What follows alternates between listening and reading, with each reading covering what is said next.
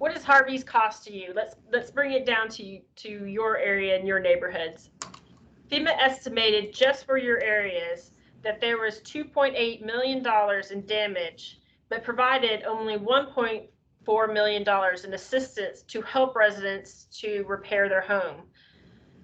That's an average of $4,200 per owner.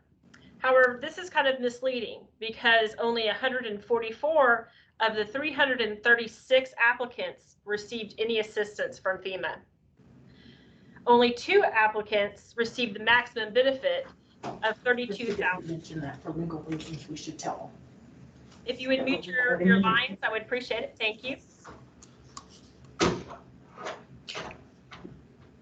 Christy, this is Kathy. I just wanted to remind everybody that we are recording this meeting so that we can use it for future landowner contacts. Okay, thank you.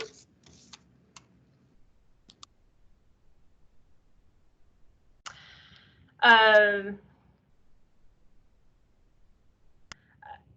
add to the cost to you of flood insurance only paid $1 million in claims.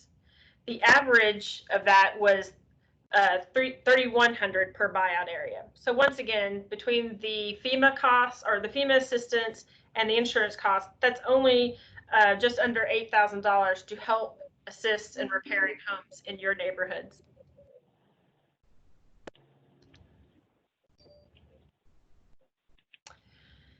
One thing that's important to understand is the cost of flood insurance is rising substantially now and into the future. This will become one of the largest housing costs for each of you. FEMA and HUD now require owners to who have received past assistance to maintain flood insurance or forfeit any future assistance. That means that in Harvey, if you got assistance from SBA, FEMA, or a CBG program under the HUD program, that if you do not maintain your flood insurance for the next storm, you will not be eligible for any of their assistance. And that can be devastating to a homeowner. Now I would invite Kathy Phillips, part of our team, to go over the program. Kathy. Thank you, Christy. Good evening, ladies and gentlemen. Our buyout program is to help property owners, tenants, and businesses whose lives are in danger because of severe and repetitive floods, and whose homes and property are in danger of future flooding. Harris County is purchasing property from owners and helping the residents move to comparable housing and businesses to reestablish in safer areas. Each property owner is given an eligibility specialist who will work with them one-on-one.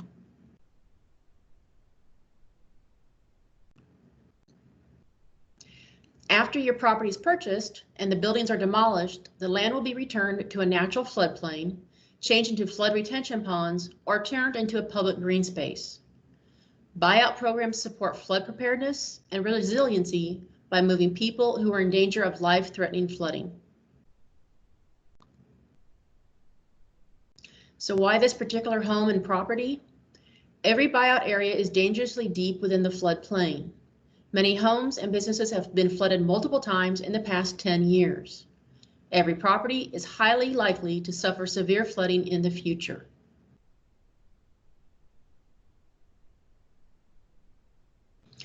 So why this home and property? Homes and properties selected for this program have met at least 2 of these criteria. They're in the floodway, which are areas where floodwater is likely to be the deepest and fastest, and thus the most dangerous. They're in the 10-year floodplain, areas that have a 10% or greater chance of flooding every year, or over 2 foot deep in the 100-year floodplain, areas that have a 1% chance of being flooded with at least 2 feet of water every year. So this is a diagram of just explaining that, the chances.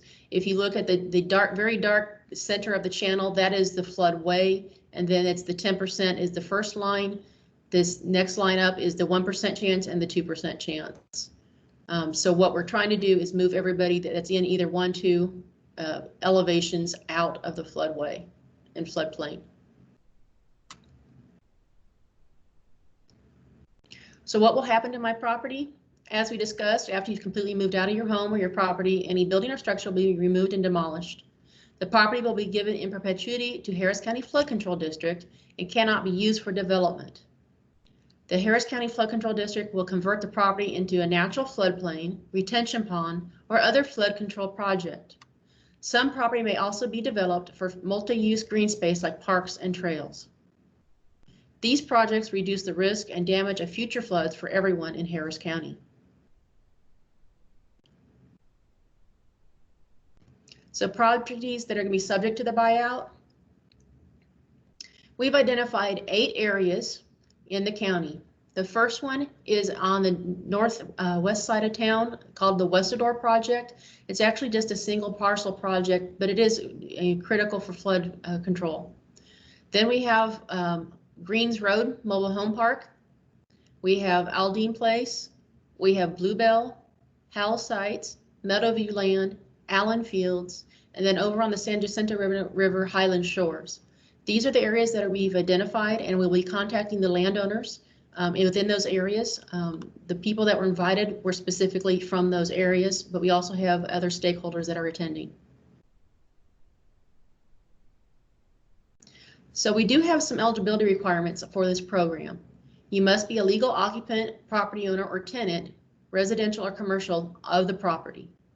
To receive relocation benefits, you must be a legal resident or U.S. citizen. The property types being acquired, we have identified all property types in these areas, including homes, apartments, businesses, and vacant land. The program services. We'll have case managers and relocation specialists assigned to each owner and tenant. There'll be one-on-one meetings with each owner and renter to discuss the program and the assistance available.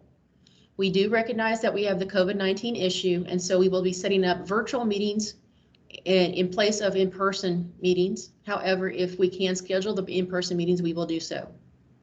A call center is available where owners and tenants can ask questions.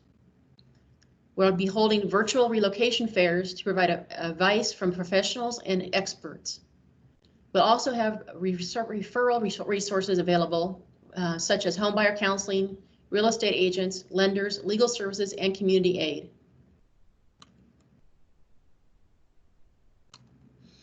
How are we going to value your property?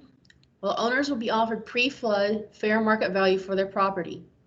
In the case that owners have purchased their property post-flood, they will be offered current fair market value for their property.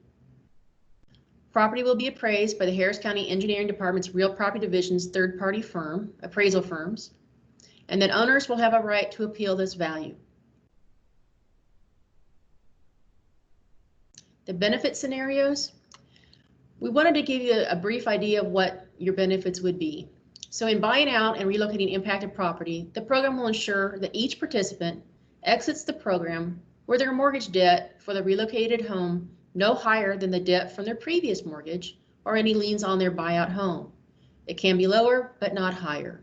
In other words, we want to either maintain or improve your financial circumstances relative to your home debt. For example, if you don't have a mortgage, your house is paid off.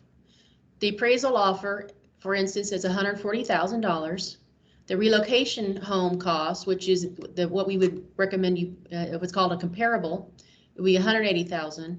And then the relocation benefit would be the difference between the two, or $40,000. So if you bought a home for the $180,000 and you don't have an existing mortgage balance, your Uniform Relocation Act assistance is $40,000. In example 2, if your homeowner mortgage balance was $80,000, plus you had other liens for $10,000 that encumbered the property, your total debt on your buyout home is $90,000.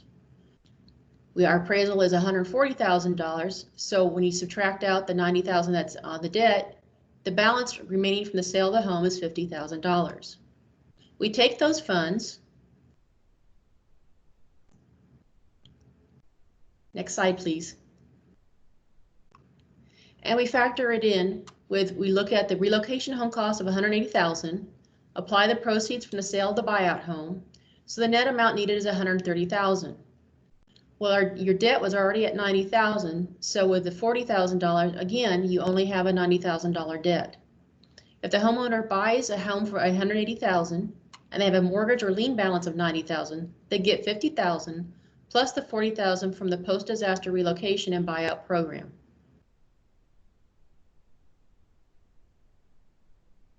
So relocation assistance. Relocation assistance and payments include helping you locating the new housing, referral to advisory services like legal, real estate agents, etc., payment for moving and related expenses. For businesses, we offer business reestablishment services. We have rental assistance payments for tenants, and we have down payment assistance. Financial assistance is available for replacement housing. So if the comparable replacement housing is more expensive than the original property, additional funding will be available. So what is comparable housing? It's basically the functional equivalent to your current home. If you could remember to mute your phone or your computer, thank you. It's functionally equivalent to your current home. It must be decent, safe, and sanitary, structurally sound, weather-tight, and in good repair, hot and cold running water, connections for the stove, refrigerator, and sewage, and adequate space for you and your family. What is a comparable housing? Well, it's property that is available to buy or rent. You must have reasonable access to your job, easy access to schools and shopping, accessible for wheelchair, walker, etc. if needed, and in an area of reduced flood risk. For businesses, we want to help you succeed in your business, so we'll assign a relocation specialist to work with you to move and reestablish your business at a replacement site. Your reestablished assistance includes businesses are entitled to actual and reasonable moving and related expenses, or a fixed payment not to exceed $40,000. Your reestablishment costs are not to exceed $25,000 and reasonable search cost. Examples are moving expenses for your current inventory, marketing materials with a new address. We'll help pay for purchasing new marketing materials if you have brochures and flyers and such with your business address. For renters, you'll be eligible for rental relocation assistance and payments, including rental assistance payments, down payment assistance if you choose to purchase instead of renting a home, moving and related expenses, advisory services, and again, you will be provided a relocation specialist to help you through this process.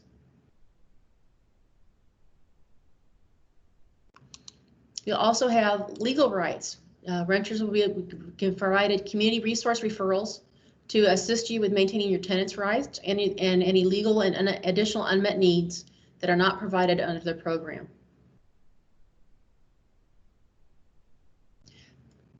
This is just a brief outline of our program process. We're starting tonight with our town hall meeting. We'll be mailing out what's called a general information notice in the next couple of days. We'll be contacting you to schedule one-on-one meetings with the owners to gather information. Once we gather this information, then we will be ordering appraisals, and we'll be also asking for access to the property so we can complete the appraisal inspection. You will be invited by the appraiser to accompany them while they visit your property so that you have the opportunity to talk with him about your property and what is going on with the project. We'll also have a relocation specialist available to go with you as well. Once the appraisal is completed, it is sent to the General Land Office, GLO, for their approval. Once they develop their approval, then we will develop an offer and it'll be made to the landowner. As the flowchart says, you either have a choice of either accepting the offer or not accepting the offer. If you don't accept the offer, you can provide a counteroffer. If the counteroffer is denied, but you are not in agreement, you can appeal. At that point, if the appeal is also denied, then at that point, we would go through, as a last resort, eminent domain, which is a legal process. And as I said, we don't like to go that route if we don't have to. We prefer to go to you accepting the offer, and then we would work with you and get a signed contract And we'd then work with you to close on the property and relocate you to your replacement home. The funds would be dispersed, and then after that is done and you have vacated the property would be returned to green space through demolition of the property.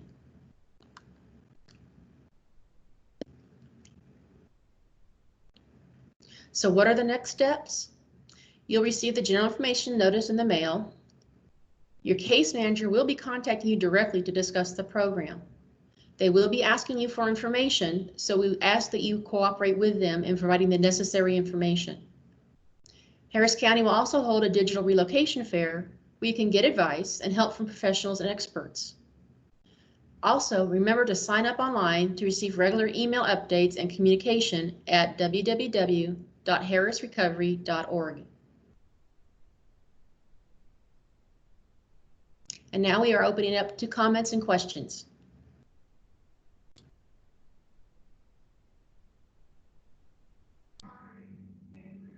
Hey, this is Josh Stuckey with Community Services Department. There's some questions over in the chat area that I think we can address as a group. The first one is, how will our credit score affect additional funding needed?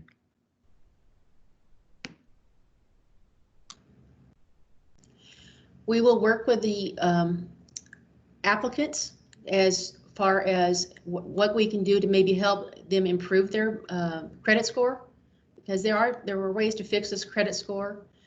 We will have to get a mortgage professional to work with them and see what we can do to help them.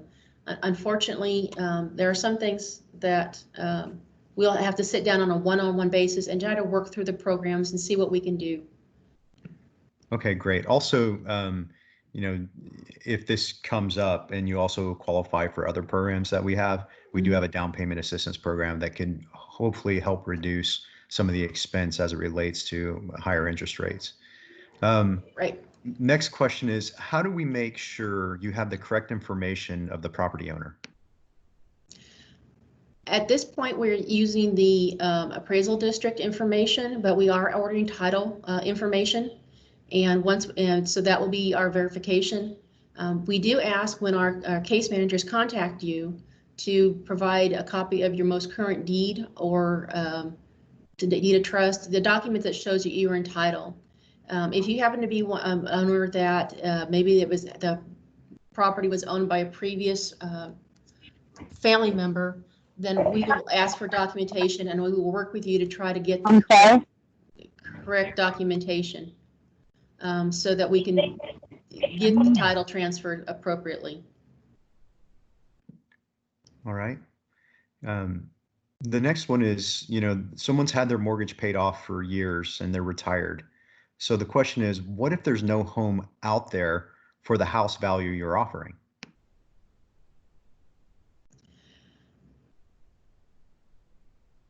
When we work with them, as the example showed, if the comparable property is higher in value than then we have what's called a down payment assistance, but we also have replacement housing payment.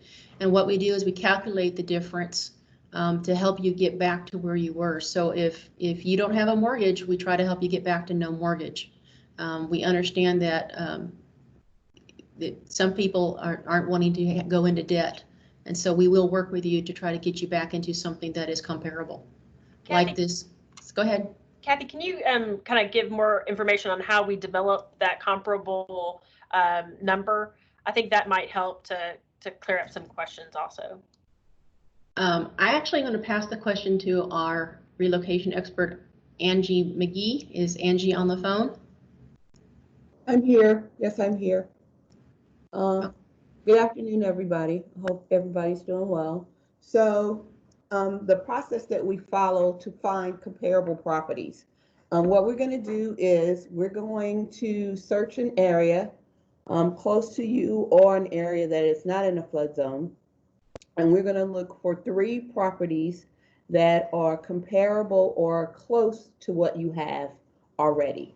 We're going to look for something. If you have 3 bedrooms, then we're going to look for a home with 3 bedrooms. If you have a lot size that is an acre, then we're going to look for a lot size, a 3-bedroom home on an acre lot size.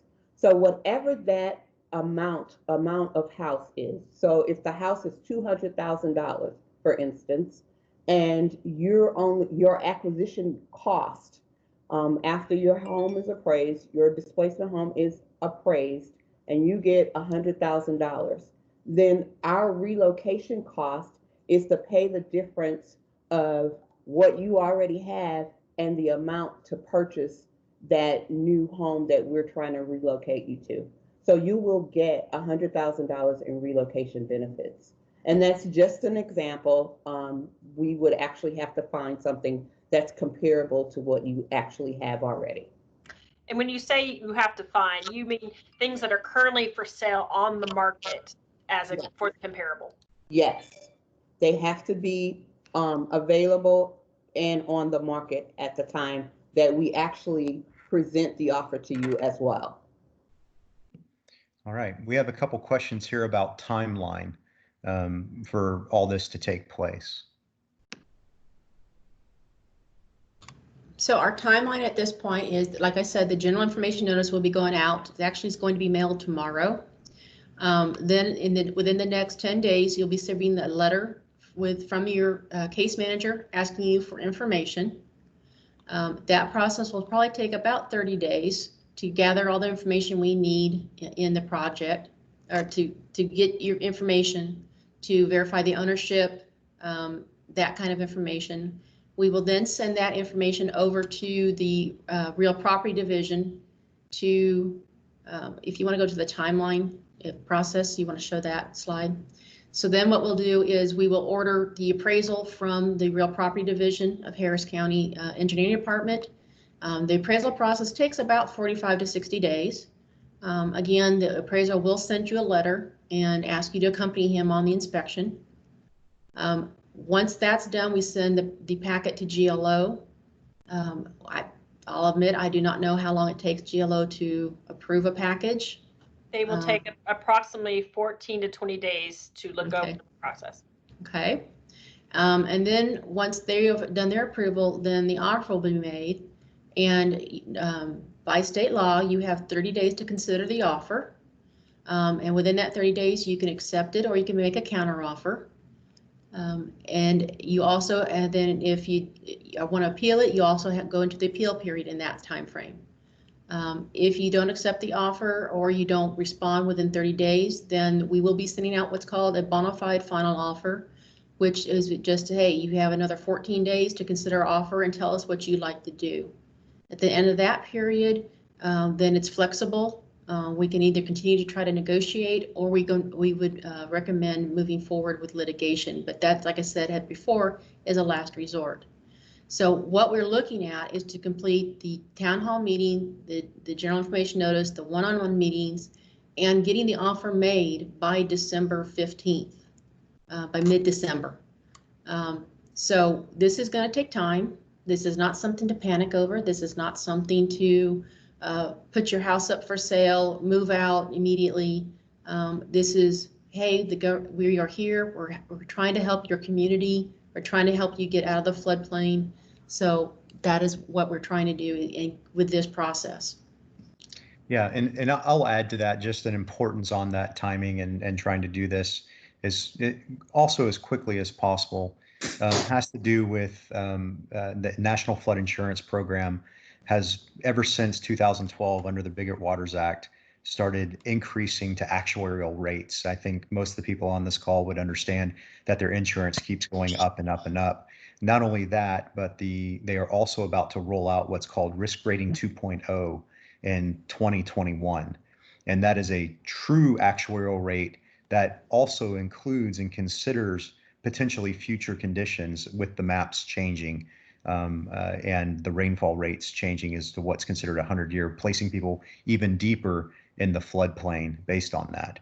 So it's important before people get priced out of their homes because of the required insurance that we do this process. Okay, another question is, this is a recreational river property that someone has. They do not live out there. They just take out RV out there on the weekends. How does this impact them? Well, that sounds like that's the San Jacinto over by the San Jacinto River. And so because that area has flooded repeatedly, the county has asked us to move forward with acquiring even their vacant, their lot that they put their motorhome on, because it isn't a safe area anymore. Okay. Sorry to interrupt. I have a few questions in mind. So I received this letter from you guys, of course, and just based off on the map that you showed from the properties that you're trying to acquire, I'm not really sure if my property is within those areas. Like, you can't really tell. Right. So what would happen is we would need to get your contact information if you want to email us, and we can look it up. Because I don't want to get your personal information out there in the public right now. But Right. yes, Yeah. if you go to our website and go to our email address and just email your question, or even call our number. Okay. My other question is, my particular home wasn't flooded during Harvey, but it was flooded during Allison. At that time, we worked with the Harris County to make sure that my property is within Harris County regulations so that it wouldn't flood anymore. What would happen in that extent? Yeah, it sounds like based on that your property might not be in the buyout area if you're not exactly sure and you couldn't tell on that. We'll have to get your exact specific situation. But the coming in compliance with Harris County regulations, unless you actually elevated your home, Right, there's which is what we had to do ever since Allison. yeah. So we'll take a look at your specific situation, Francisco. Okay. Thank you. No problem. Let's see here. Okay, this is going to be something that we'll have to deal with. De La Pena says, so how is someone who is unable to prove their ownership, how would they be helped? Again, that goes back to the legal services. We'll have to figure out if maybe the property needs to go through probate, whatever it is, but we should be able to go through the title search and figure out who owns that. Does anyone want to add anything else from the team? One of the things that is typically done is what's called an affidavit of heirship, and it's basically somebody that knows the original landowner, and can test and basically say a statement that they knew the original owner and it was passed down. But it's something that's real simple to sit down with the family and get all the documentation and work through it as we need to. Great. All right. Are you paying per lot? We own 2 lots. Yes. We will pay for, we're not just going to say, oh, we're just going to pay you for one and take both. No, both lots would be considered in the buyout if they're in the buyout area. Highland Shores.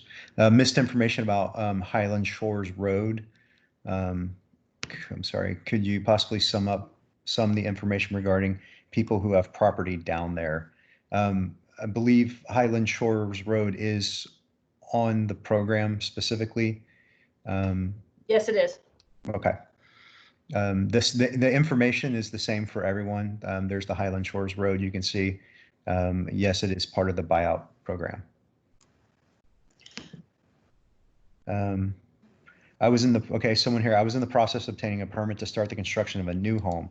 How does this work since we have no home on the property, but have spent money on engineered plans, survey, several other documents needed for, I can't see the rest of it. Basically, you know, they have an expense, plus the purchase of the property. They have an expense that's there related to the home itself, but have not built on it yet. Is there any consideration for covering those expenses? At this point, the valuation is going to be based on pre-flood value. If there was a home on the property before, that will be taken into factor. If there isn't a home there now, we'll have to take a look at that. Because like I said, if somebody has purchased the property since Harvey, then we have to do what's called current fair market value. I'd have to check on this, but I would not think, my gut reaction is that no, they would not be reimbursed that money, but we would have to look at it on a case-by-case basis. Okay. Do we have to stay in Harris County?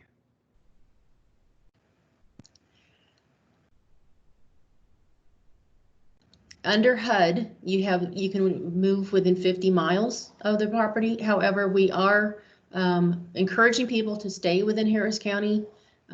We are looking at some potential services that may help people for staying in the county. As such, we don't have those fleshed out yet, but they have the opportunity to move where they want to move. We're not going to force them to move somewhere. We just want to make sure that they're moved out of the floodplain and out of the floodway and out of the danger zone. Okay. From the Carmelite Sisters, their religious group, I would ask you to email us that question in specific address. I don't want to talk about it here, but we probably need to get an inspector out there and issue violations if that's going on in your neighborhood and you're part of the buyout program. We don't want anyone creating any more potential flooding. So for the Carmelite Sisters, please email us that specific location so that we can get the floodplain administrator to get an inspector out there. How do we receive the buyout? I'm going to interpret that question as what's the actual transaction that occurs when they go purchase a new home, or if they want relocation, obviously. But how does that transaction happen? Is it like when they buy a normal house, a normal transaction? It's typically concurrent. What happens is which is always a concern, is they have to purchase a replacement house at the same time they're closing on the house being bought by the county. And so we would work with them and their title company and their real estate agent to schedule the closing so that the funds coming from the county can be used to buy their replacement property. We have to work out that coordination, and title companies do that every day. When you go to buy a normal house, not in a program, you would do the same thing. As the seller, you have to be out of the house so the buyer can move in and that type of thing. So we would coordinate that, but we would work with you. It's mainly through just going through our process, and we would help you with claim forms, filling out applications, all that information, because we want to make sure you get the benefits that you deserve. All right. What are the stipulations with the funds? Does it have to be a new home? And I'm going to interpret that first question to give a scenario. If we help somebody relocate into a home, it doesn't have to be brand new. It could be a used home or whatever, and they move in there. Do they have to stay there, or can they move whenever they want and sell that property? I'm going to ask Angie to chime in on that one.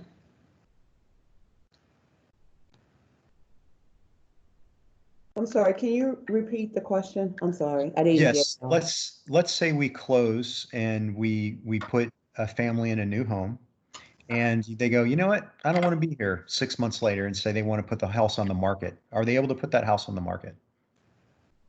Yes, Okay, it's their home, right? it's their home, yes. Got it. All right. One's a statement. I think we've answered that one. The owner died and the family stays at the home. They are unable to prove ownership. Okay, we've already talked about that. What if we do not want to participate in the buyout? Can we stay in our home? This program is intended to move people out of the floodway.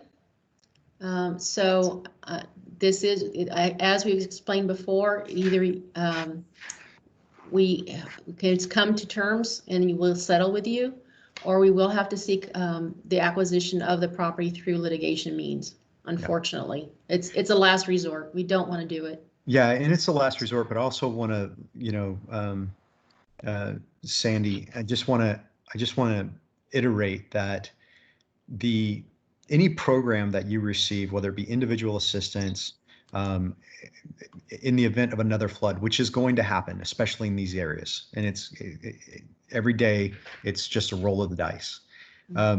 When that happens, you have to, in order to be qualified in the future for any program, you have to get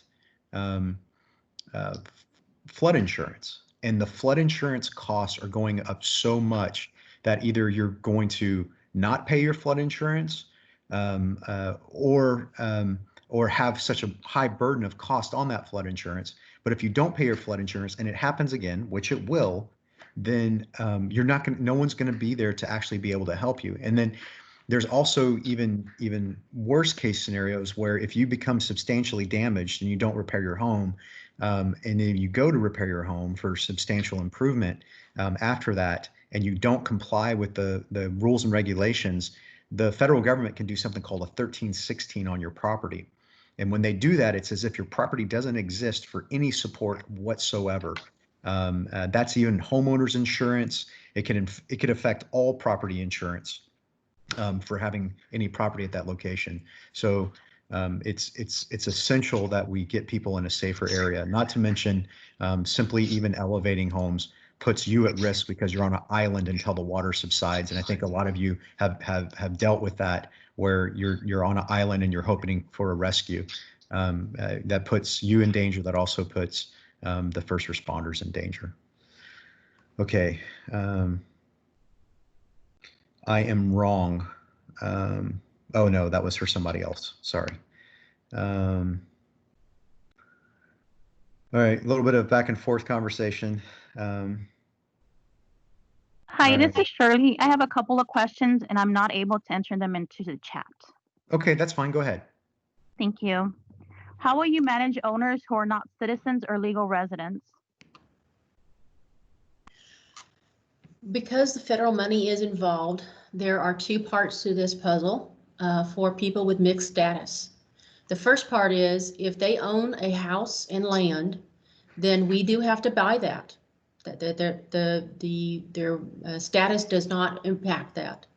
But HUD is very clear that for relocation benefits, which is the moving costs, which is the rental assistance payments, the down payment assistance, replacement housing payment, all of that, you must be a legal resident or a citizen.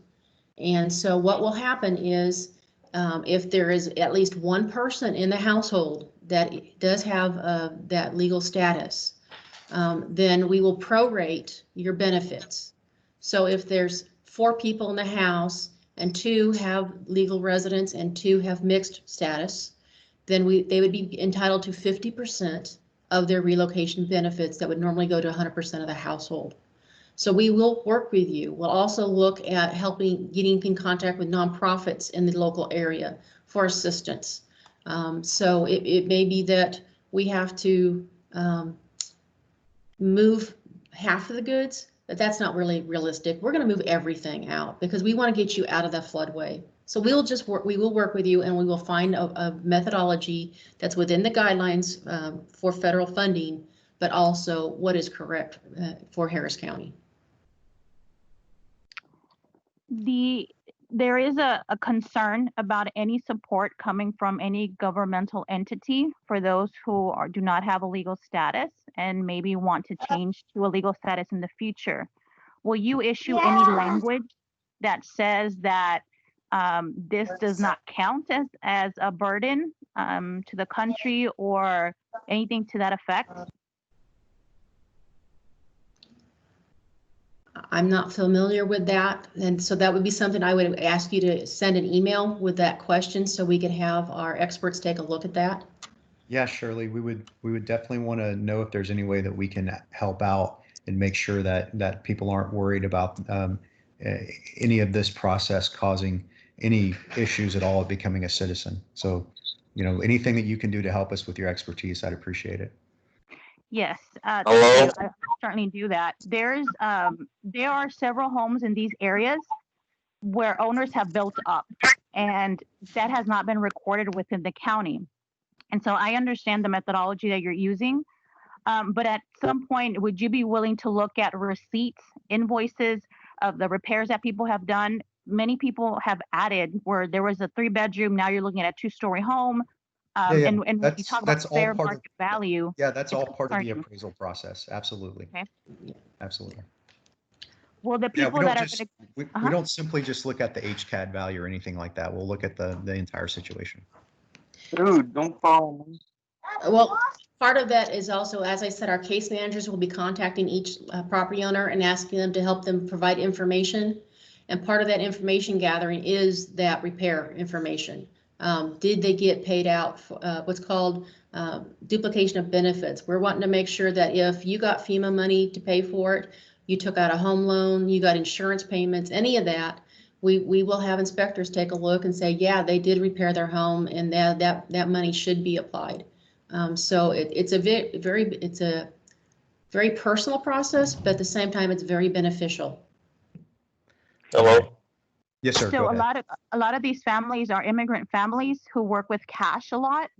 And Okay. so I just want to make sure that you guys are willing to look at paper documents, because some may have that and some may not, but you'll see the difference obviously in looking at the description with Harris County than compared to what that person is seeing.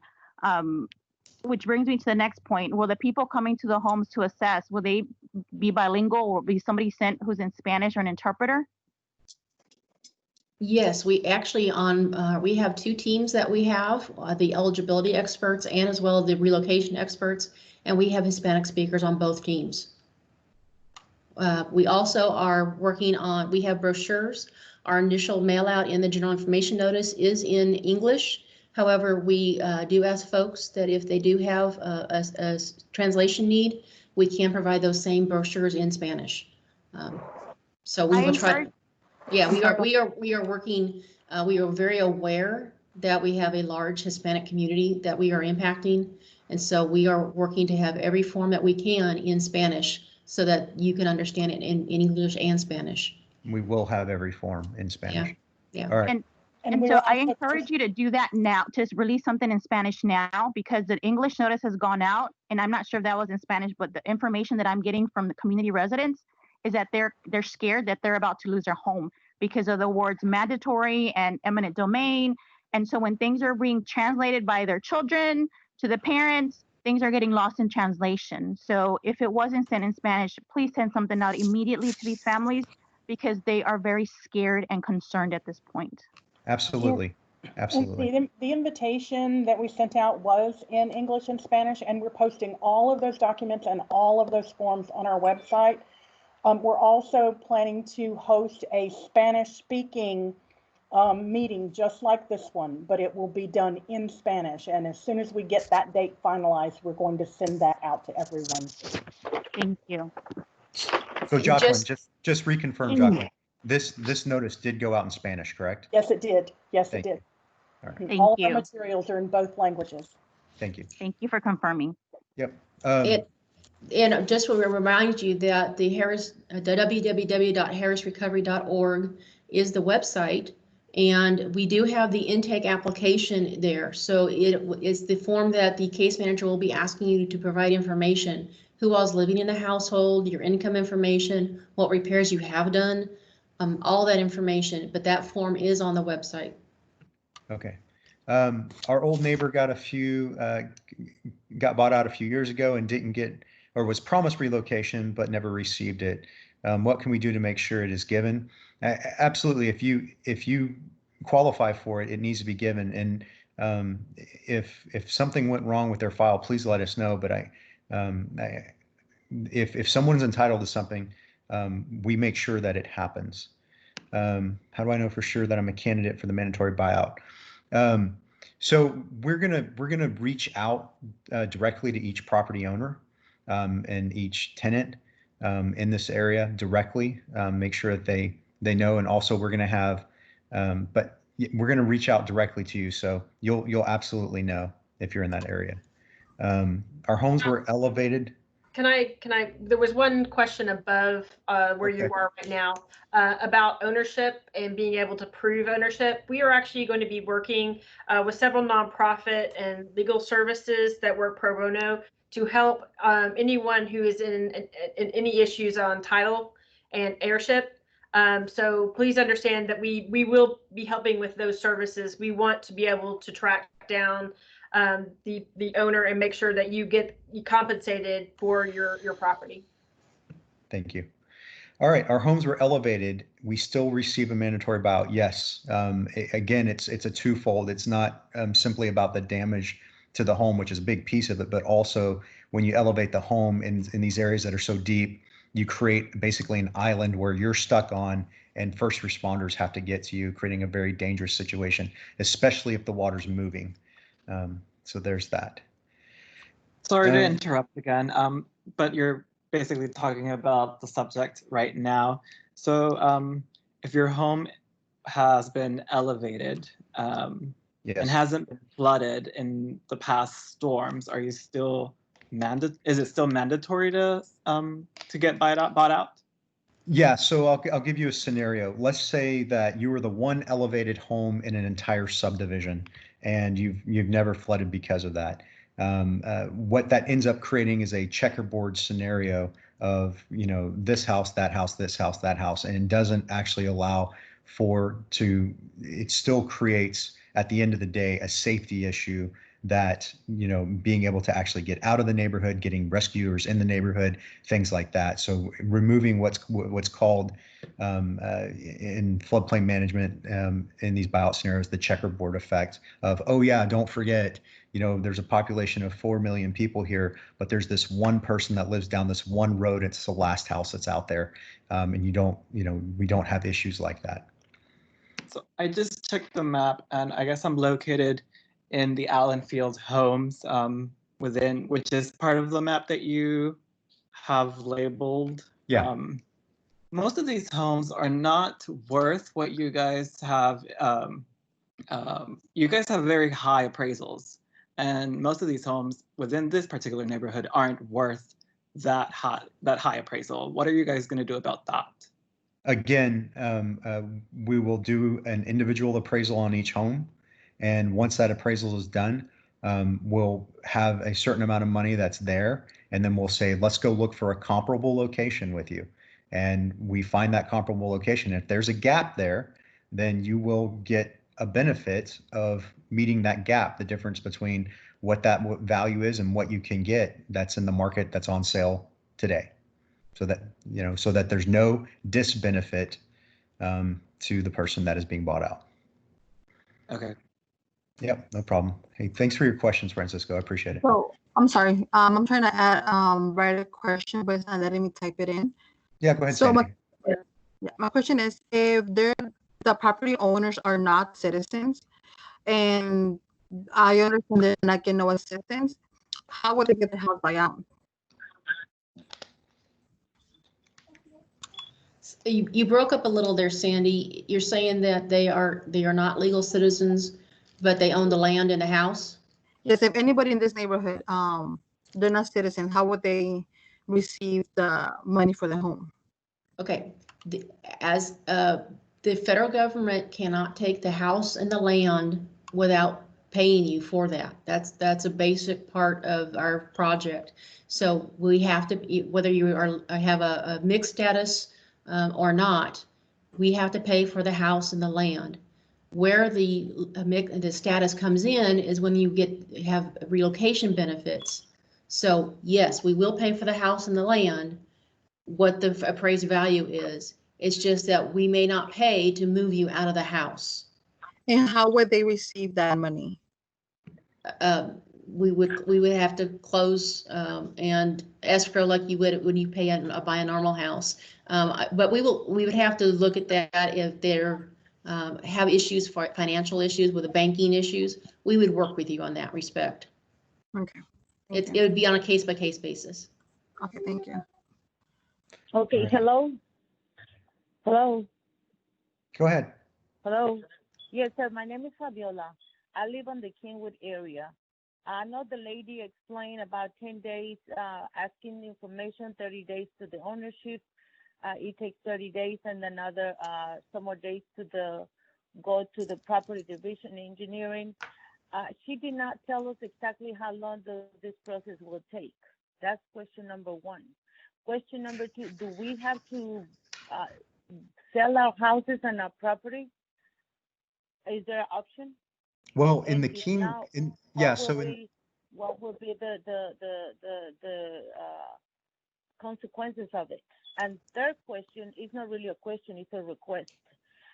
You guys sent this letter like on the 13th. I received it today. So I was not able to log in, and on this letter, it doesn't even say you need to log in or register 24 hours. It takes 24 hours. So how in the world do you want us to be part of this if there is not, if you did not send it ahead of time?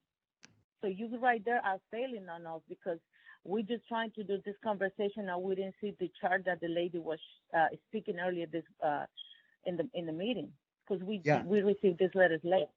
yeah, So so I'm can not you guys sure. do better for that? Yeah, we will. Absolutely. There's no doubt. I am a little bit, I'm not sure why you got the letter. You're in Kingwood, and that's actually within the city of Houston. This is for unincorporated Harris County and the locations And that are other people discussed on have the not map. received it either. I'm sorry. And other people There, have not received it. We just have to go tell them in the neighborhood about this mandatory buyout.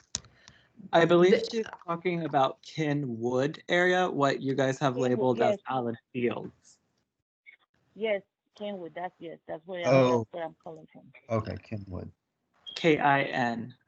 okay. The notice, if had both dates, we actually have 2 of these town hall meetings. There's one tonight. There is another one on the 23rd at 10 a.m. I do believe. Jocelyn, correct me if I'm wrong. And that was part of the notice. We had both dates in that notice. So we were trying to get as many people to this one as we could, but we also recognize that people may not have gotten the notice in time. So that's why we're having the second town hall meeting. And we will be having others as well. These are just, that particular notice covered the first 2, but we will be having several of these and sending the invitations out to everyone. So we'll make sure, we're doing everything we can to make sure we get it to everyone who is involved. Okay. Now the other questions. Yeah, as far as the timing. Yes. Yeah, as far as the timing, our goal is to have a majority of the process through December. What was it, 15th? Right. Yeah, through December 15th. So what? So you only giving us not even 6 months? Seriously? No.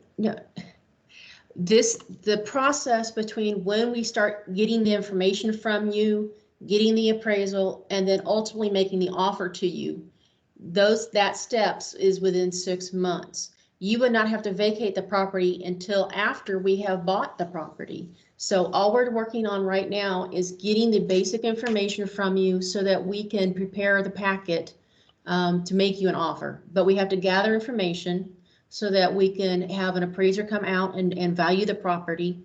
And then that has to be approved by the general land office before we even make you an offer. So it does take steps. It does take time.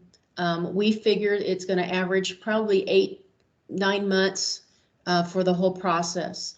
By law, we have to give you a minimum of 90 days to vacate the property. That notice doesn't go out until at the earliest would be when we make our offer to you. So we still have plenty of time. So that's why we want to make sure that we contact you, but you also contact us. We want to gather information. We want to work with you. So yes, we do encourage you to contact us so we can have our team members contact you and get the process started. So how much time are we speaking of? Because you guys have to think about people have lived in these houses for 40 years. My mother has been here over 50 years. I have been living in this neighborhood over 30 years. So you are thinking that in 6 months or 9 months, I'm going to be out of it and just find another place to go? So I'm asking you, how much time do we have? And if we have to leave? Again, we'll work on a case-by-case basis. But we are trying to get this done. Like I said, the offers are supposed to be out by December. And then after that, it's probably 4 to 5 months. It really does depend on how things go because we have to help you find a replacement house. And that does take time. Is leaving mandatory? Yes, please answer that. Yes, it is. Again, it goes back to the health and safety of the people in those neighborhoods. So like based So on if your that was about health, I'm sorry, if it's about safety and health of the people, why you guys didn't tell us right when Harvey started? You guys let us complete and rebuild and remodel the houses without all this. And we could have saved our time and our energy doing all that we did. Already 2 years passed, going on 3, and now you come in with this. Yes, ma'am. So It's not about safety. I don't think it's about safety. It's about whatever you guys have in mind, which is fine. But you guys have to be honest and tell us the truth and give us enough time to whatever you guys have having your goals at the expenses of our lives and our livelihood. I understand that, but we are being honest. The HUD programs, after a disaster happens, it takes almost a year to get all the contracts signed between HUD, the General Land Office, and us to begin these programs. So during that time frame, we can't just immediately go out there because we don't have the dollars that are there with us to do a program like this. So it takes time to get. Sir. Oh, I believe me. Harvey happened believe in me. 17. I completely understand. I completely understand. We didn't have the contract signed with the General Land Office until January or February 2019.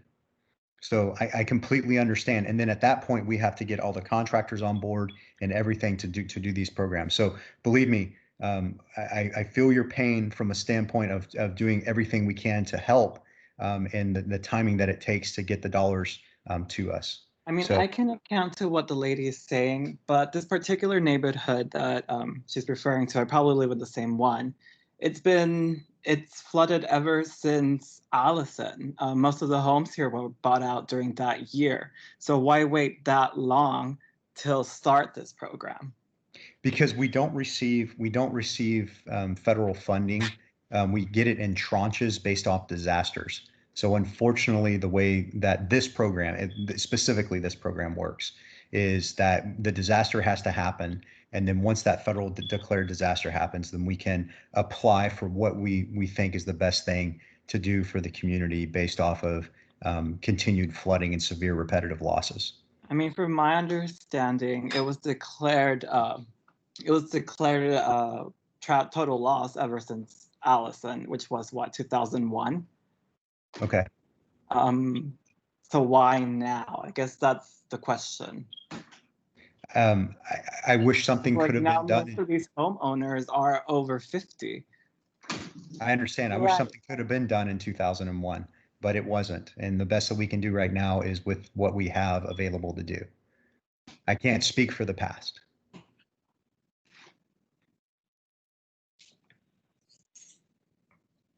If I may interrupt, Mhm. I have 2 rent houses in Allenville that we got no assistance from Harvey, any assistance from FEMA, money we put into these 2 rent houses. And now we're gonna have to sell. My thing is, there's a person in the neighborhood that goes around buying all these empty lots. My thing is, why were they even sold in the first place if this was coming? I don't understand that. Yeah, because we can't prevent a sale. If someone is trying to sell something just because we're hoping to do a buyout program, we can't prevent that sale. If you right now wanted to sell your 2 properties, we can't prevent that. Right now, what we'd have to do is work with the new owner to buy that property out. So we have no powers to say, oh, you're going to stop your sale until we come and buy it. That's not how it works. Okay, so you were saying that our houses are gonna be appraised on value, and Yes. you were saying pre-credit value? Yeah, pre-storm value. Now, here's the thing. Pre-storm value, I mean, obviously, if you put that term is primarily used in the event that somebody never repaired their house. We don't want to go out there and appraise someone's house that is never is full of mold or whatever it might be because they never fixed it. It's supposed to be for the pre-value. Anyone on my team want to talk about if you get there and all of a sudden it's another story and everything is is really nice on the inside and they put a lot of money into it. How does that work?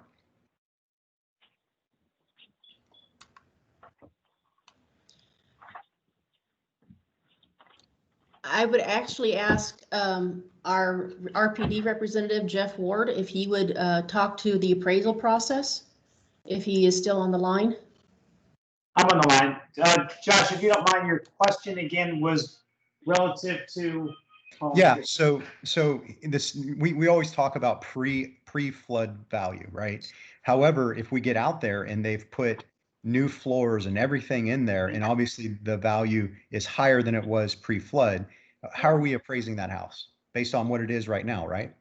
Yeah, well, no, it would still be pre-flood. The funds are tied to pre-flood, but most of the time, if they did those kind of repairs, they got flood insurance proceeds to do that. So that would account for the fact that they repaired the home. We would, the DOB process that your folks will go through would deduct that from the pre-flood value, but then credit back anything for which they had receipts. There is going to be, there aren't a lot of situations, but there will be some situations where owners improved it with their own funds after the flood event.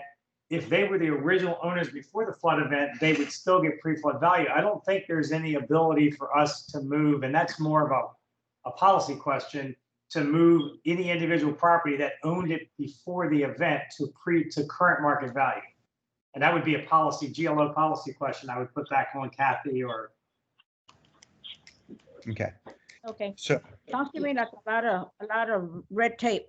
But my thing is, because of the value, my thing is, we, on some of these items we repaired, like I said, we had no insurance, no FEMA help, nothing help. My thing is, a lot of things we did not get a permit to do. So does that devalue the price because you did not get a permit to do the upgrades? no, it does not. Okay, now I have one last thing before I get off this line. Is there anything in writing? Do we have any guarantee that Allen Field in a couple of years will not get redeveloped? Yes. That they will not build homes or no Yes. apartments? Okay, It's because we've been there as completely, well. Thank you. Go ahead. it's completely against the, Good question. it's completely against the Code of Federal Regulations and the HUD programs to do a buyout program with federal dollars and then go back and redevelop it. It must be green space, flood reduction space, and that's it. Hey, Josh. There's Yeah. also a clause in the deed when you sell the property that it's called a deed restriction, and that does restrict the use. So so when you sign the deed, it's actually part of the deed that says the county can't use it for any other use. Okay, I have a question also about the value of our home, the pre-flood value. Prior to Harvey, my home was valued at about $22,000, which is nothing, of course. Whenever I received FEMA assistance, they came in, next year my taxes came in, now my home is valued at $67,000. So how does that affect me?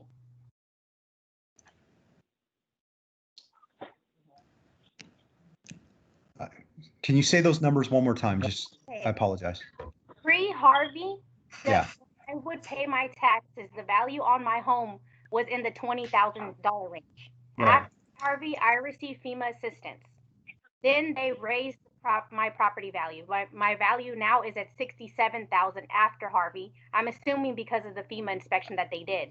So why would I be receiving pre-Harvey value if the county raised my property value? Hey, Josh, this is Yeah. Lori Coulter. Can I Yeah. comment? Yep.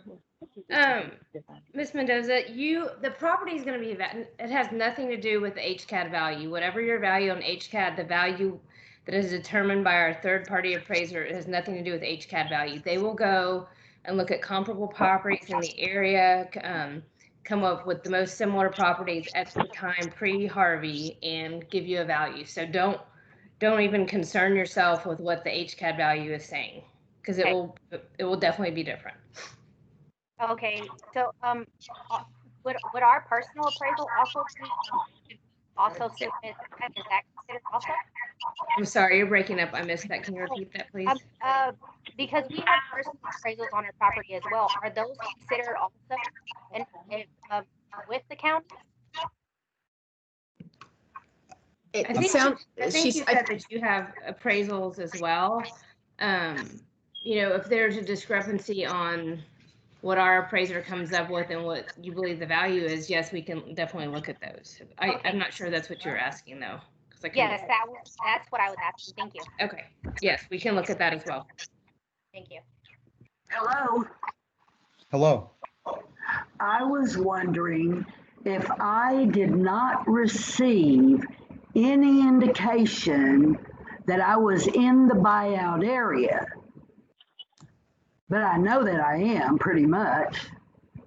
Why wouldn't I have gotten notified? I'm in the final stages of some of this buyout stuff, but it was a voluntary buyout.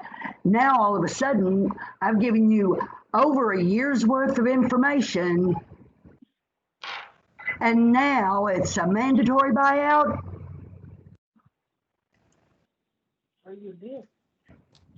okay, the properties that have been identified, if you have already been working with the county in a voluntary program, unfortunately HUD doesn't allow us to move you from the voluntary to the mandatory. So we would need to get with you and determine if you're actually in an existing program or not, before we could say equivocally that yes, you're in a program or no, you're not. And I believe she's talking about the flood control program. So James Wade, are you on the line? I'm here. So I don't in this case, understand. James, would you like to talk about the difference between our two programs? I don't care about the two programs. I'm not going to be bought out. I will not be bought out. I've already raised my home 8 feet before I could get a building permit and a loan from the SBA to rebuild. I didn't take any money from Harvey. I didn't take any from the flood in 2016. I didn't take it. I got my home flooded during Tropical Storm Allison in 2001. And I have raised my land. I've done everything. I have a 40-foot lake, and I'm not going anywhere. Ma'am, is your last name Brownfield? Yes, it is. I don't show you Yes, on my it is. current, You go, girl. you're not on my current list. Okay, that's a good thing. Okay, so I've got the next question is my elderly grandmother decided she wanted to move in with my mother instead of living on her own. How will she be compensated? Well, first we'd purchase her property.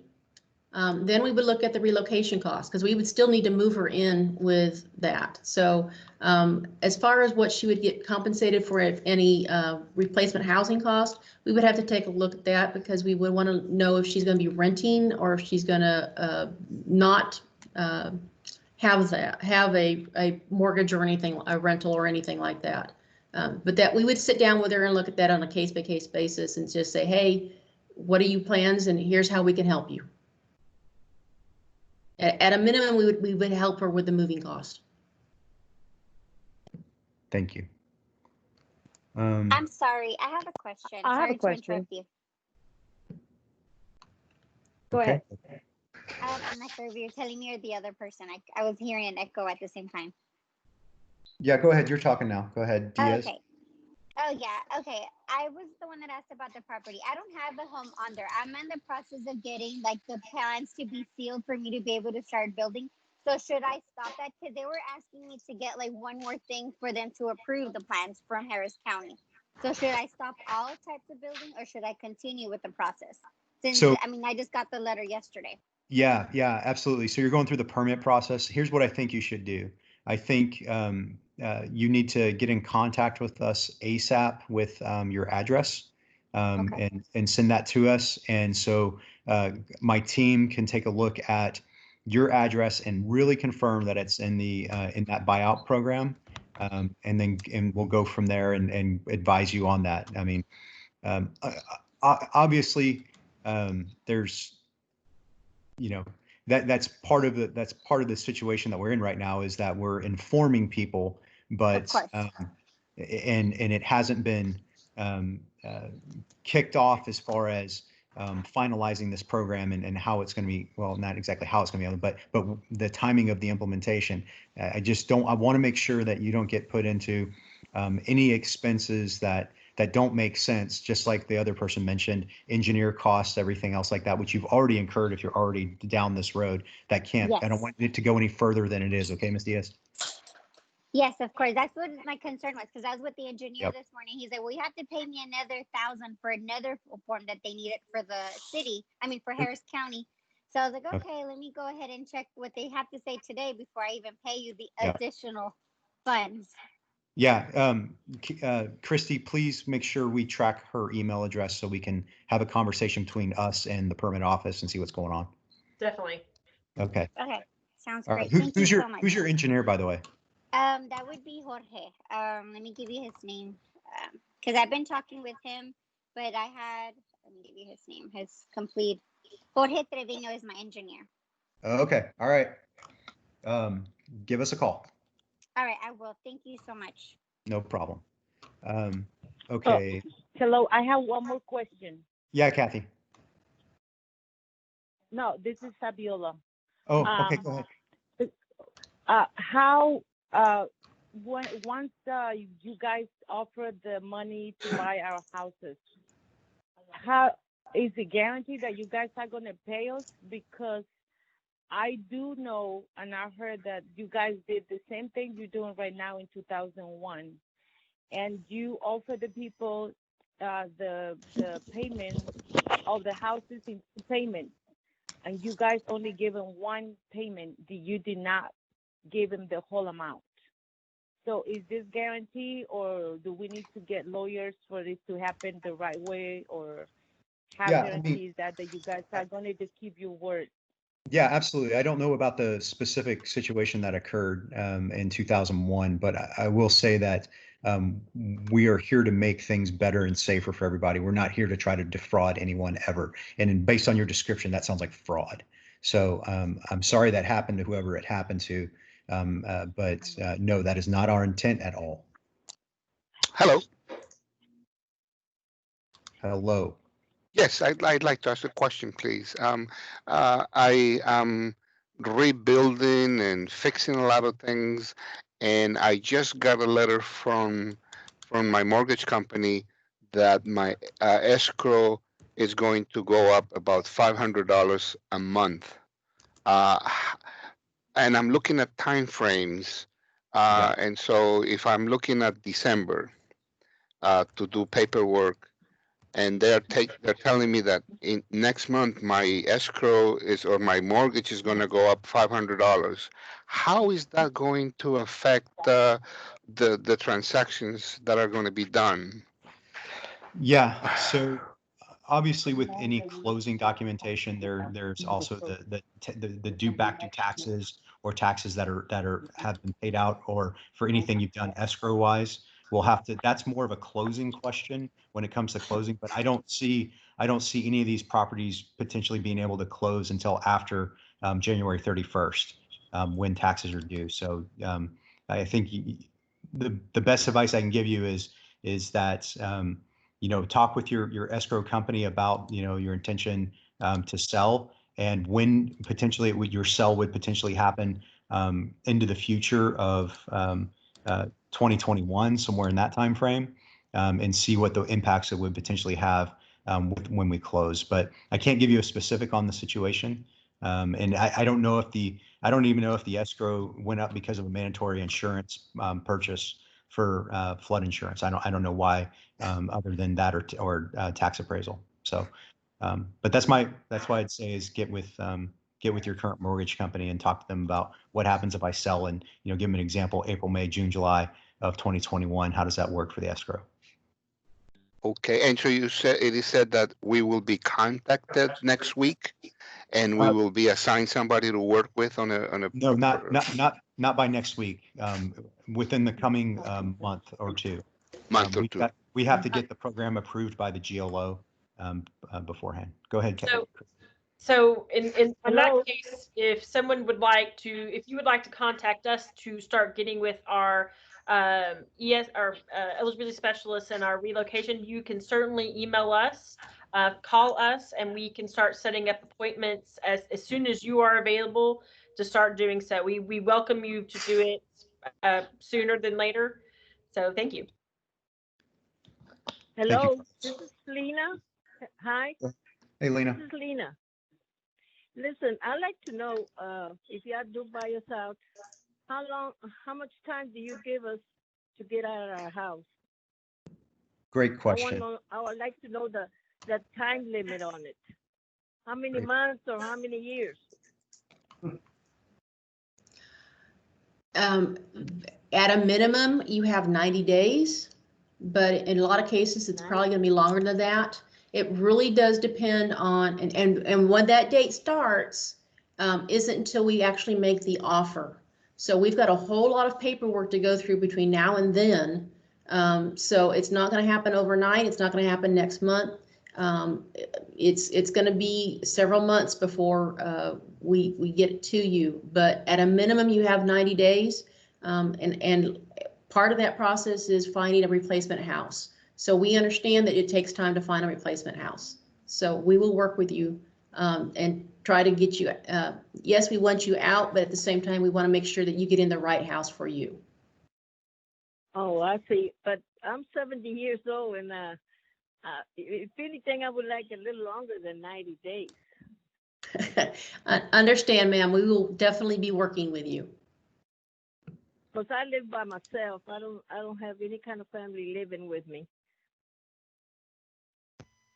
I just want to say thank you so much to Dolores Mendoza for helping us get the word out, and we're going to do better at making sure that word gets out. Thank you so much, Dolores. They still don't want to give us too much time. They don't. If I may interrupt again, somebody was referring back to the buyout. Now, is that when they start the process, we do decide to sell? How long does it take, or how do they pay us in payments, or how does that, a one lump sum? With regards to the land transaction, it would be one lump sum. However, if on the relocation benefits, if it takes time to file your claims, you have up to 18 months to file your claims and you have them paid. So it's possible that you would get multiple payments for your relocation benefits. But typically when we're bought for the property and the residence, we would definitely pay it as a lump sum. All right, thank you. In regards to relocation benefits, there are a lot of families who are very low income, and with COVID-19, they are not working very much.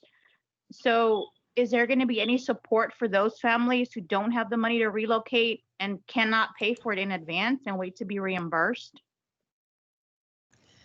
So what we would do in that case, if they can't be reimbursed, we would work with you to see about having the payment go, like if you have a third-party move company, we would have them complete the move and the county would pay them direct. And in the past, in our current programs, we actually have a third-party vendor for moving and storage that that we activate in those situations. So we already have a vendor in place that assists us in those moves. Thank you. In terms of mobile home parks, there's an area that's going to impact several mobile home parks. What type of assistance is going to be offered for people who are mobile home owners? Because several nonprofits helped people get a new mobile home after some of these floods. What is that process going to look like for them? So what we anticipate with the mobile homes is that we will be moving those that can be moved. For those that can't be moved, we would have to work with them as far as finding a replacement, because if the cost to move the home is more than what the mobile home is worth, we have to take that into factor.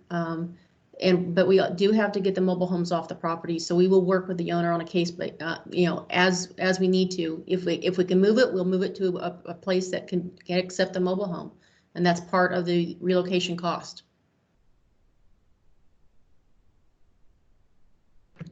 Thank you again, Shirley.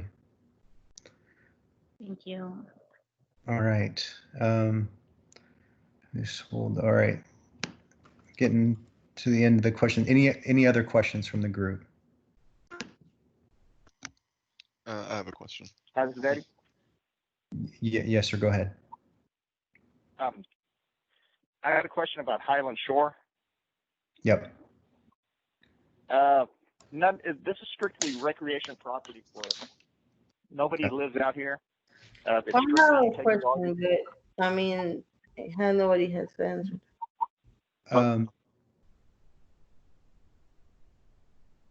Zurasaria, if you could go on mute. Thank you. All right, go ahead. Keep going, Eric. Hi, this is Eddie again. Eddie, go ahead. Okay, I'm asking about Highland Shore. It's all it's strictly recreation property. Okay. This sounds like this is affecting more the people on the north side that have houses. All we do is we take our RVs. This is river property. You know, none of us live out here. I can't understand why we're losing our property if we're not actually living out here. This is just a weekend deal to take our RV out here on the weekends. We know it's going to flood. It's expected. Right. So here's the scenario. You know that, but there's nothing that prevents you from selling it to somebody who doesn't know that and puts a house out there that puts themselves in danger. That's one of the considerations that we have to also have. And that's why when we do this buyout program, that property can never be sold again for any type of residential or anything else. It has to be green space or flood risk reduction. I mean, it's got to be. We never intend to sell. There's only 7 of us out here, you know, that have property out here. The people that have river houses, they've already sold their houses and they've been demoed. Ours is just strictly land or riverfront property. We have a boat ramp and a dock. It's just you take your RV out there for the weekend and then we leave. So we know it's going to flood. It's flooded many times and it's expected to flood. But yeah, I can't understand why we're losing our property if we don't live out here. Everything that everybody's saying, it affects their house. They live out there on the north side. You know, we're on the east side. We're on the downside of the river. So it's expected out here to flood. We know it's going to flood. And so we plan for it. We don't have any structures out here. There are no houses. It's just flat land. I understand, but that entire area is going to be returned back to green space. And the county has no intention of continuing to maintain the infrastructure and the road that's out there. They don't maintain it to begin with. I mean, honestly, the people out, we maintain the property out here. You know, all of us out here pitch in. You know, it's a dead end street, basically, is what it is. And we're out here. We have property. We don't live out here, but we maintain it. I understand. There was another gentleman that had a question.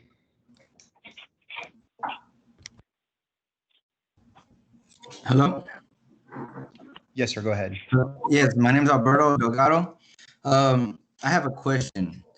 You said that this program still has to get approved to go about, right? Yes, we have to get approval. The final portion of the program has to be approved ultimately by the General Land Office. Okay. Yes, sir. Okay. Now, how do you get approved? By us, by the amount of sales that get done, or how? Christy, you want to talk about the approval process? So we are currently in that process by having this meeting and taking in all of your comments. We will be recording all those comments and providing it to the GLO. They have already given their first level approval to our guidelines for this program. And once we complete the comment period and gain and put those in and give them to the GLO will approve the program. We've already had numerous comments that are helping to improve the program. Today, even tonight, you've brought up a few things that we are going to seek solutions to bolster those guidelines and program to make it a better situation for everyone. So thank you. So if nobody wants to sell, then you won't get approved. Is that right? That is incorrect. It is not about you willing to be sold or being sold or not. The program is established to purchase properties, yes, but the approval of the overall project is to make sure that we are in compliance with federal law, state law, and any local laws. We have met the threshold of that. Plus, we add to the fact that to make this program more beneficial to our clients and make sure that you have all the relocation benefits that you possibly could qualify for in order to make this process much more advantageous to you. But it does not have to do with the actual willingness to sell. Now, so you said, like y'all said, if say like if you're buying a property, if you don't give that person your money, they can't take it from you, right? I'm not sure I understand the question. So like you want to buy my property, but unless you receive the money, or I mean, unless the person receives the money, then there's no sale, right? So we will provide at closing the money. We have the money in our allotment from the federal government. We will then enter into a contract for sale with you in this case, and provide those funds. Kathy, would you like to add to that?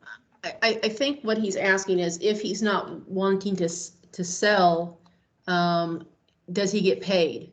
No. What I mean is, you said earlier that nobody can take your property unless you receive the money from that buyer. Right. What I'm saying is, if you don't accept the money, then your property can't be sold, right? That would be a legal question if we get to that part of the process. Hopefully we can come to a resolution before it gets to that part. Okay, yeah, I understand. All Yes, right. sir. But thank you for the question. I understand it. Thank you. So okay. I had a Go ahead. You've been cut off twice. Go ahead. Sorry. I had a question about the boundaries of the mandatory buyout. Are these expected to expand, or are they set in stone at the moment?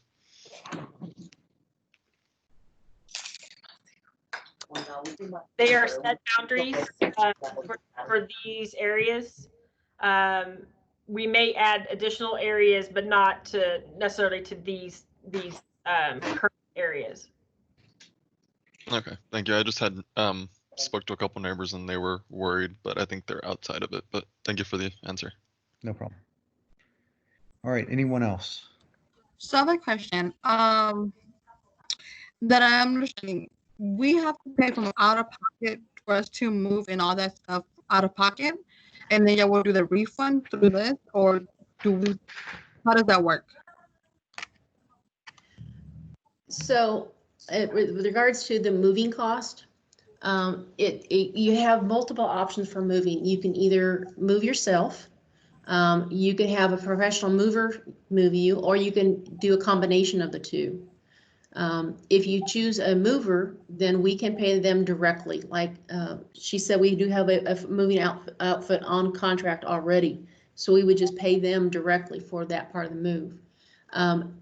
There are times when if you are not financially able to pay for those costs, but it's a valid benefit that you receive, then what we would do is work up a claim form and ask for an advance payment from the county to prepay, basically, those costs to help you get through that. Because we understand, especially in this time of COVID, that people don't have a lot of extra money, and so we will work with you as best we can. It just really depends on the situation and what the costs are. But yeah, we would look at trying to get you in advance if possible. And that is in our process to do that. Okay, so my next question will be, if I do decide to do the buyout, but I decide I don't want no federal help, will the money of my property be sent a full payment directly to my bank account, or will y'all be paying my property in payments?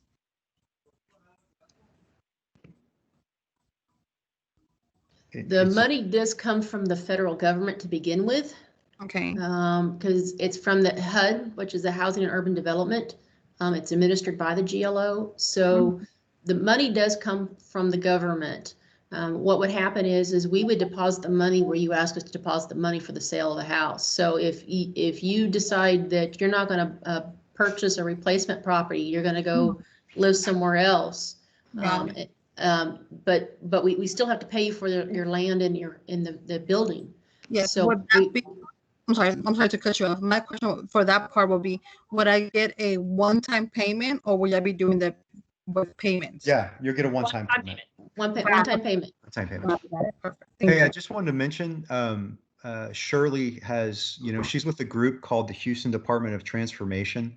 It's a nonprofit group that, helps people, and, she wants to help ensure the county has a clear and fair process, and we definitely want her help in helping us do that as well. We look for any group to help us. So please know she's offering her email address here.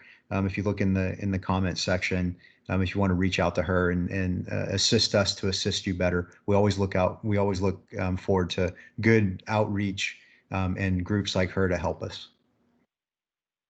Shirley, did I get it right?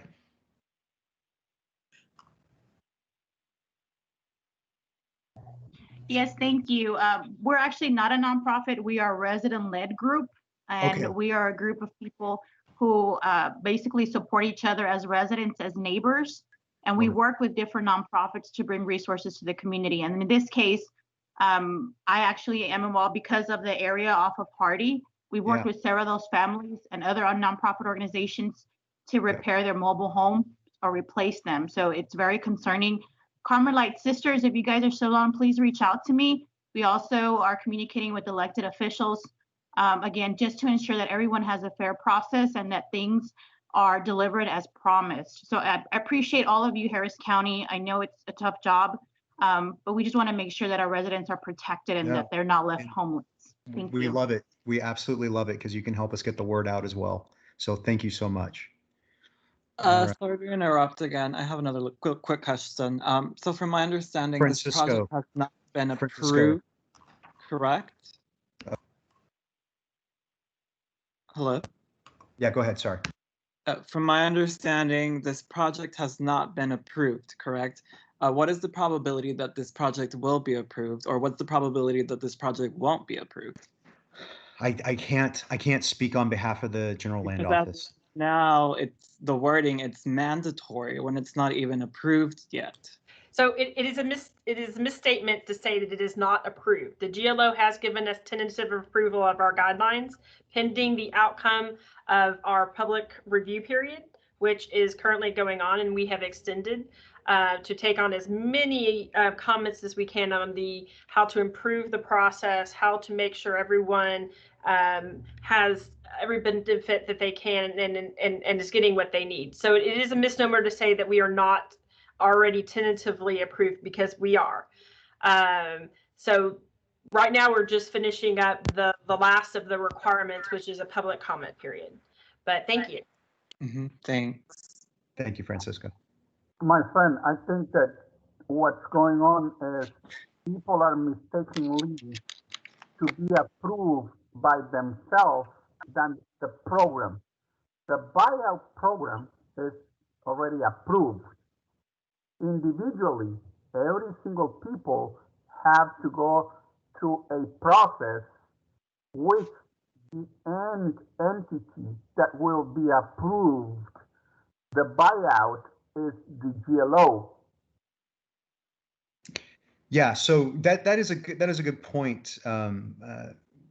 That Yes, overall, the program, if the program, gets to the final stage of approval, even though it's preliminary approved, I'm sorry, I misspoke there, but that, yes, every single one of these will have to go individually for approval as well. So thank you for that. Okay. Any last questions? I know we've gone over time here by quite a bit, but I'm encouraged, and I also encourage you to come to our next one and ask more questions as well. The first part of the slides and stuff will be the same. We'll get through those as quickly as possible, but I think where we get the real learning is when we talk together and find out how we can do this better. So Sandy, looks like you had a hand up. Go ahead. Could you give us the information about Shirley again? Yeah, Shirley is with, hold on, because I'm looking for her email again. Oh, great. Sorry, I'm here. Go ahead, Shirley. It's the Houston Department of Transformation. We are on Facebook, and you can message me directly there. The email is HOU, D as in dog. Oh, I'm sorry. Okay. And what's the number or the email address? It's HOU. Okay.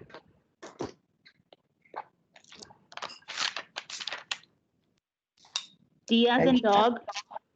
Okay. O, T as in Tom.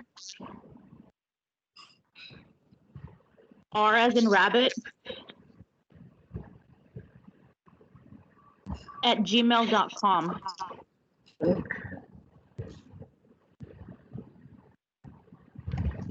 Thank you again. HOUDOTR. Yes. Thank you so much. Mom, I got it written down too.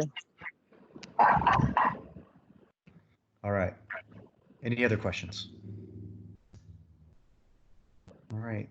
Thank you all so very much. If I may, Josh, Go ahead. if anyone has any comments that they would like to email us or to call us, our information is on the screen. Our website is www.harrisrecovery.org.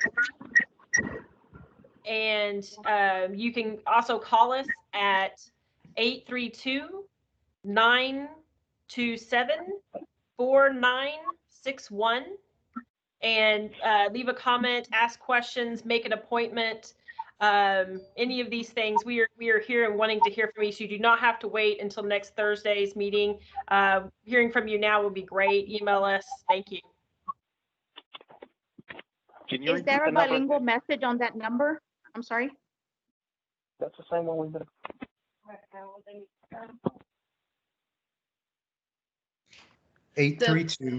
832-927-4961. And Shirley, you had a question? Yes. Is there a bilingual message at this number so that people understand who they're calling and specific instructions? Because our community may not be used to leaving voice messages. So if somebody doesn't answer, the custom is simply to hang up and try again until they don't do that anymore. So is there a bilingual message there? Yes, there is a bilingual message there. Okay, and you have instructions to say, please leave your name, please leave your phone number. Yes, the bilingual message asks for that. It asks them to leave a message. We have bilingual speakers who can get those messages off of the voicemail. And if somebody actually answers the phone directly, like an English speaker answers the phone and it's a Spanish speaker, we have people on staff that they can call over and say, come take this call. Great, thank you. I have one question. I'm sorry, someone just texted me. Our neighborhood, the 3 streets in our neighborhood received the mandatory buyout. The other 3 did not, but they were affected by Harvey. They did flood during Harvey. Are they part of the mandatory as well?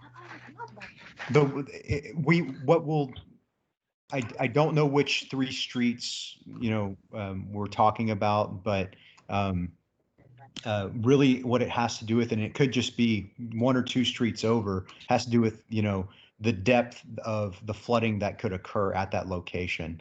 I know if it's that adjacent, it could be part of another buyout program, potentially through flood control or not. It could be in what would be considered a area of interest.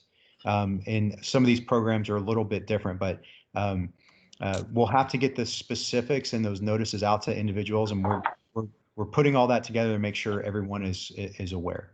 So, thank you. All right. Thank you all very much. Christy, any parting words, or Jocelyn, anyone, any parting words? We greatly thank everyone for being here. If you or your neighbors have questions, please feel free to contact us. We do have another meeting scheduled for 10 o'clock on the 23rd of this month, so next Thursday. As Josh said, please join us for that. If you're not able, we'll be rescheduling more meetings in the future, including a resource fair to talk about relocation and relocation benefits on the 6th of August. So that information will be going out very soon. Thank you so much. And Thank you, I would everyone. also say, if you want to make sure you continue to get information about this, please send us your email address. I think we have just about everybody's mailing addresses, but send us your email address so that we can make sure we're getting to you in a timely manner. Thank you so much for participating in tonight's meeting. Everyone have a great evening. Take care. Bye-bye.